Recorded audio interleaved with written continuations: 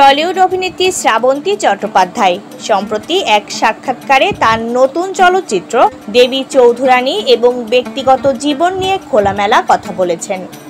অভিনেত্রী জানান, ঐতিহাসিক প্রেক্ষাপটে নারী প্রধান চরিত্রে অভিনয় করতে পেরে তিনি নিজেকে সৌভাগ্যবান মনে করেন।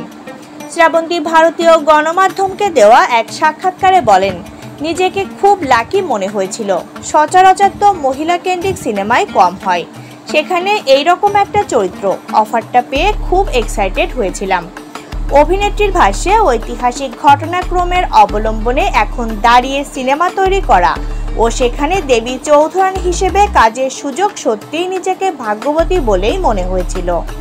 তার কথায়, অভিনয় জগৎটাই তো আমার সবকিছু, ধ্যান, জ্ঞান, ভালোবাসা, প্রেম সবকিছু এটা নিয়েই ঘুমাই ও জাগি, তাই এটা না থাকলে তো আমিও নেই। সেজন্যই দর্শকদের সামনে নিজেকে নতুনভাবে প্রমাণ করার তাগিদ বরাবর অনুভব করি। আমার যখন ৮-৯ বছর বয়স, তখন থেকে বাংলা ফিল্ম ইন্ডাস্ট্রিতে কেরিয়ার শুরু করেছি। তারপরে একটা লম্বা যাত্রাপথ, এই পথ চলা নিয়ে আমি থাকতে বাঁচতে চাই। তিনি বলেন, শ্রাবন্তী চট্টোপাধ্যায় বরাবরই খুব ইমোশনাল, নিজেরটা নিয়ে খুব কমই ভেবেছি, এবার একটু ভাবছি। তাই যদি আগের নিজেকে পরামর্শ দেওয়ার সুযোগ পেতাম, বলতাম নিজেরটা একটু ভাবা উচিত, মাঝে মধ্যে একটু স্বার্থপরও হওয়া উচিত।